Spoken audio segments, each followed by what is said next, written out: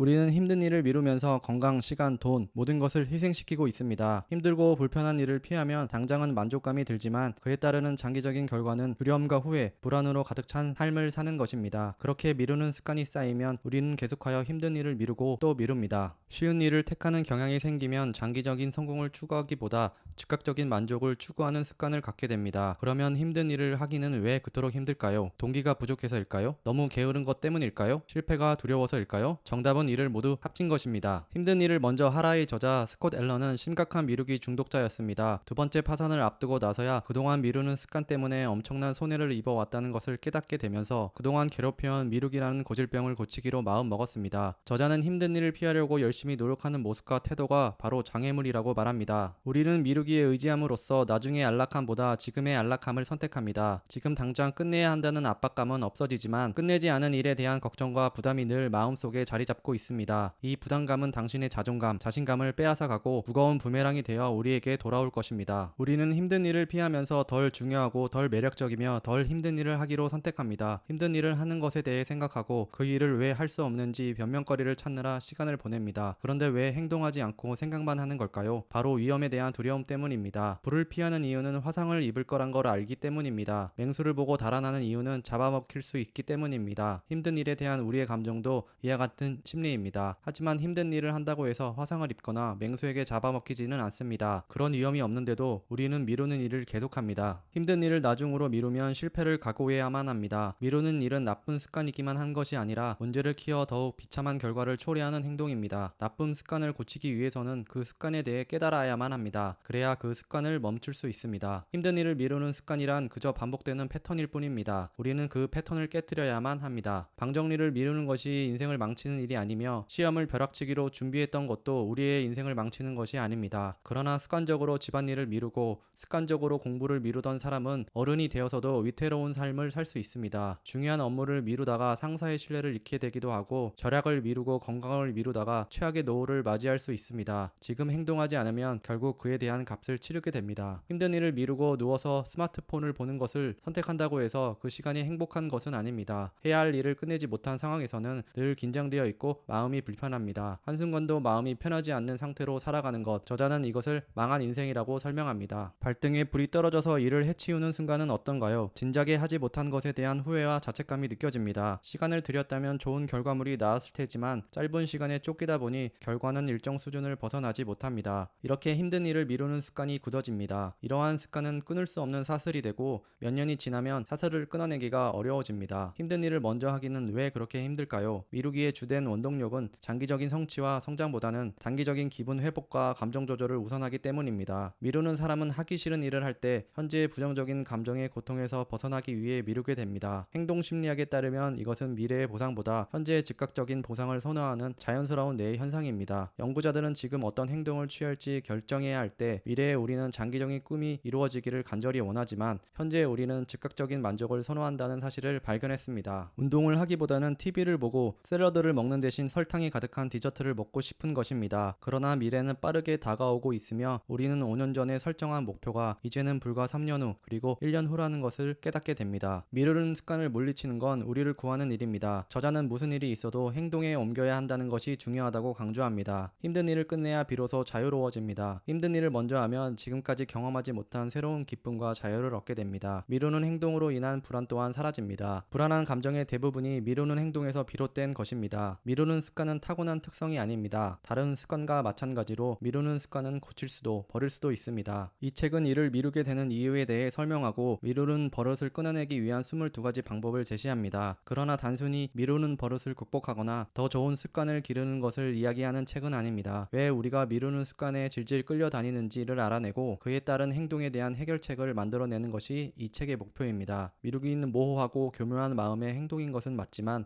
그렇게 어렵고 복잡한 문제는 아닙니다. 미루는 습관이 작동하려고 할 때 우리의 심리를 이해한다면 오래된 습관에도 엄청난 변화가 생길 것입니다. 우리의 목표는 두려움에 기반한 과거와 단절하는 것입니다. 그리고 안락함에서 벗어나는 것입니다. 두려움을 하나하나씩 풀어나가면 정신적 능력이 자유로워지고 긍정적인 방향으로 마음을 다져나갈 여지도 생길 것입니다. 오늘을 바꾸지 않는 한 미래는 오늘보다 나아지지 않을 것입니다. 당신의 미래는 당신이 지금 하는 일을 반영합니다. 당신의 지금 행동이 바로 미래의 자신입니다. 미래에 어떤 사람이 되고 싶은지 자신에게 솔직해지고 불편함에 대한 근육이 생길 때까지 모든 것을 해야 합니다. 사람들은 대부분 아무것도 시작하지 않는 탓에 인생의 목표를 달성하는 데 실패합니다. 시작하고 싶다면 오늘 당장 시작해야 합니다. 여러분의 마음속에 있는 목표를 한 가지 적어보고 작은 목표라도 시도해야 합니다. 꾸준히 노력하면 힘든 일을 먼저 하는 습관을 기르기가 점점 쉬워집니다. 인생에서 유일하게 보장된 것은 인생이 힘들다는 것뿐입니다. 성공은 절대로 보장되지 않지만 도달하기까지 힘든 시간을 겪을 것이라는 점은 보장되어 있습니다. 힘든 시간을 받아들이고 게으른 마음을 이겨내서 미루기의 유혹에 넘어가지 않아야 합니다. 저자는 말합니다. 완벽한 시간 같은 건 없다.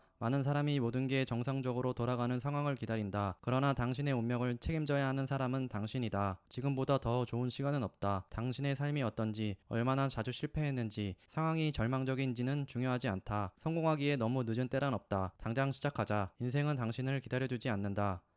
시청해주셔서 감사합니다.